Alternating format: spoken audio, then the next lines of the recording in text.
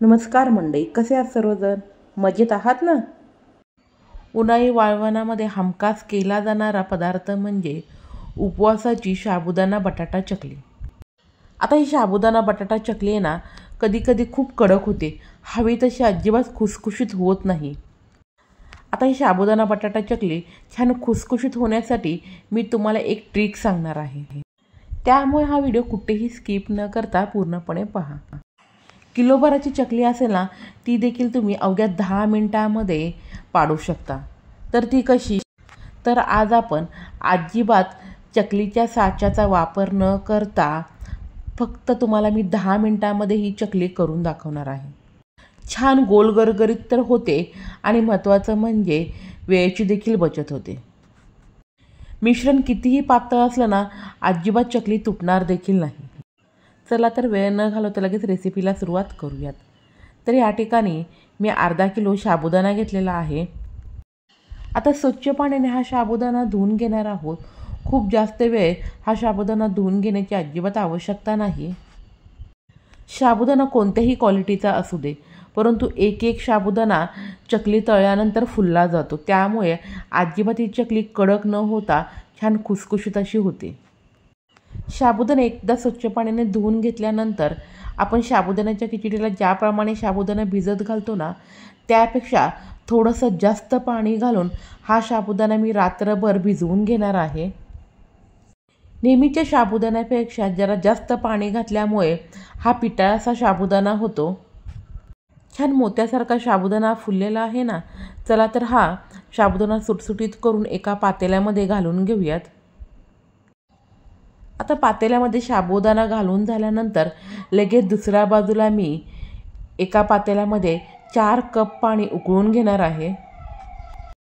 मी वजनी प्रमाणामध्ये 500 ग्रॅम आणि कपच्या प्रमाणामध्ये 2 कप साबुदाणा भिजवून घेतलेला आहे. म्हणूनच मी 2 कप साबुदाण्यासाठी 4 कप पाणी उकळून घेणार आहे.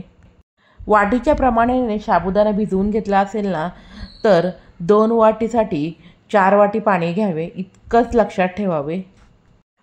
आता साबुदाण्यामध्ये आपण लगेच 4 कप उकळते पाणी घालून घेऊयात. पाणी घातल्यानंतर व्यवस्थित मिक्स करून आता पातेल्यावरती झाकण ठेवून आपण अर्धा तास हा साबुदाणा पाण्यामध्ये छान फुलेपर्यंत बाजूला ठेवून घेऊयात. उकळतं पाणी घातल्यामुळे छान टपोरा असा साबुदाणा फुलला जातो आणि अशा उकळत्या पाण्यामध्ये साबुदाणा फुलवून घेतल्यामुळे अजिबात चकली कडक होत नाही. अर्धा किलो साबुदाण्यासाठी मी अर्धा किलो बटाटे उकडून घेऊन त्याची साल काढून घेतलेली आहे. 1 किलो साबुदाणा असेल ना, तर 1 किलो बटाटा घ्यावा. आता हा संपूर्ण अर्धा किलो बटाटा आपण किसून घेणार आहोत. आता ह्या साबुदाणा बटाटा चकलीसाठी बटाट्याच्या अजिबात गुठळ्या राहता कामा नये. छान एकसारखा असा बटाटा किसला जावा. बटाट्याच्या गुठळ्या राहिला ना, तर हवी तशी चकली अजिबात पडली जात नाही, ती मध्ये मध्ये तुटली जाते. तर बटाटा तर किसूनच झालेला आहे आणि दुसऱ्या बाजूला पहा, उकळत्या पाण्यामध्ये जो साबुदाणा घातलेला होता ना, तो देखील छान फुललेला आहे. असा साबुदाणा उकळत्या पाण्यामध्ये फुलवून घेतल्यामुळे बटाट्याची चकली छान खुसखुशीत अशी होते. अजिबात साबुदाणा हा कडक राहत नाही. उकळत्या पाण्यामध्ये साबुदाणा शिजवून घेतल्यामुळे छान ट्रान्सपरंट असा होतो.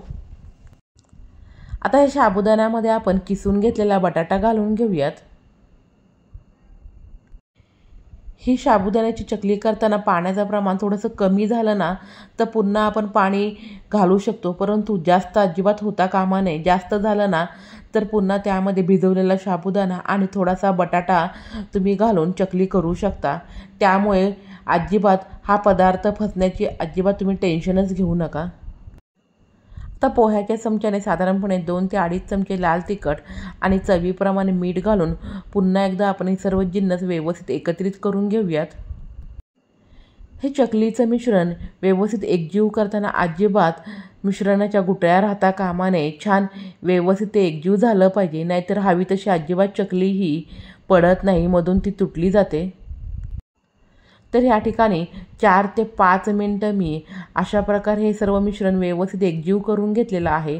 लाल तिखट हे तुमच्या तिखटाप्रमाणे तुम्ही कमी जास्त करू शकता आणि वाळवणाचा कोणताही पदार्थ करताना त्यामध्ये चवीपेक्षा हलकंसं मीठ कमीच घालावं, कारण की बरोबर मीठ घातलं ना तर तो पदार्थ सुकल्यानंतर त्यामध्ये मिठाचं प्रमाण हे जास्त होतं. ही देखील अत्यंत महत्त्वाची टीप आहे. तर आज आपण चकलीचा साचा न वापरता देखील छान गोल गरगरीत अशी चकली करणार आहोत.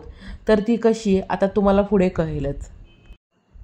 अशा प्रकारच्या पायपिंग बॅगमध्ये आपण हे चकलीचं मिश्रण भरून अवघ्या 10 मिनिटांमध्ये या किलोभराच्या चकल्या करून घेणार आहोत. पायपिंग बॅग नसेल ना, दुधाची पिशवी किंवा घरातील कोणतीही एखादी पिशवी तुम्ही वापरून ह्या चकल्या पाडू शकता. पायपिंग बॅगला तेल देखील अजिबात लावण्याची आवश्यकता नाही.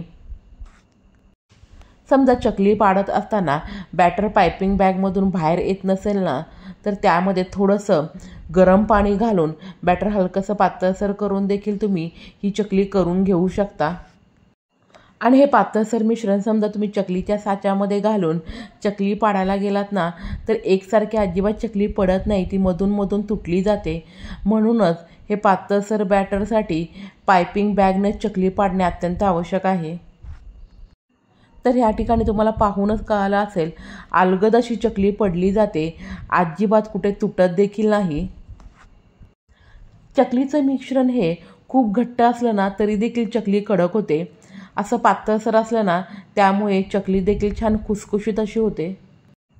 तुम्हाला पाहूनच कळालं असेल, अजिबात चकली पाडण्यासाठी जास्त वेळ देखील लागत नाही आणि महत्त्वाचं म्हणजे सर्व चकली ह्या एकसारख्या अशा पडल्या जात आहेत. आणि ही साबुदाणा बटाटा चकली ना अजिबात सावलीमध्ये सुकवायची नाही, नाहीतर ती काळी पडते. ती कडकडीत उन्हामध्ये 2 ते 3 दिवस या ठिकाणी मी सुकवून घेतलेली आहे. व्यवस्थित चकली सुकली नाही ना तरी देखील ही चकली खराब होऊ शकते. म्हणून कडकडीत उन्हामध्ये ही चकली सुकवून घ्यावी. कटकन अशी चकली तुटली ना तर समजायचं चकली छानपैकी सुकलेली आहे. सुरुवातीला कडकडीत तेल गरम करून नंतर गॅसची आच मध्यम करावी आणि आता एक एक करून चकल्या घालून आता मी तुम्हाला तळून दाखवते.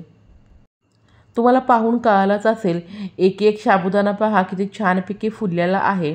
आणि महत्त्वाचं म्हणजे हा साबुदाणा फुलल्यामुळे चकली छान खुसखुशीत अशी होते. अजिबात खाताना ही चकली कडक देखील लागत नाही. तर तुम्ही देखील ह्या उन्हाळ्यामध्ये अशा प्रकारे उपवासाची खुसखुशीत साबुदाणा बटाटा चकली करून पहा आणि कशी झाली मला ते कमेंट बॉक्समध्ये सांगायला अजिबात विसरू नका. कडकडीत उन्हामध्ये 2 ते 3 दिवस चकली छान वाळवून घेतली ना तर ती 2 ते 3 वर्ष आरामात टिकली जाते. साबुदाणा पाण्यामध्ये छान भिजवून घेतल्यामुळे छान चकली ही खुसखुशीत अशी होते, अजिबात कडक अशी होत नाही. बाहेरून जेव्हा उन्हाळी वाळवणामधील साबुदाणा बटाटा चकली आणतो ना, ती खूप खुसखुशीत अशी तळल्यानंतर लागते. मग प्रश्न पडतो, घरी पर का अशी खुसखुशीत होत नाही. परंतु आता ह्या पद्धतीने तुम्ही साबुदाणा बटाटा चकली केली ना तर तुमची देखील चकली छान खुसखुशीत अशी होईल. मार्केटमध्ये देखील ह्याच पद्धतीने ह्या साबुदाणा बटाटा चकली केल्या जातात. अजिबात तेलकट तरी होतच नाही आणि तुम्हाला पाहूनच कळेल की ती चकली खुसखुशीत अशी झालेली आहे. नेहमीप्रमाणे तुम्हाला ही माझी रेसिपी थोडी तरी आवडली असेल ना तर नक्की लाईक करा, जास्तीत जास्त शेअर करा. अशा नवनवीन रेसिपी पाहण्यासाठी माझ्या चॅनेलला सबस्क्राईब करा आणि महत्त्वाचं म्हणजे बेलची घंटी वाजवायला तर अजिबात विसरू नका. हा व्हिडिओ तुम्ही संपूर्णपणे पाहिल्याबद्दल मनापासून धन्यवाद.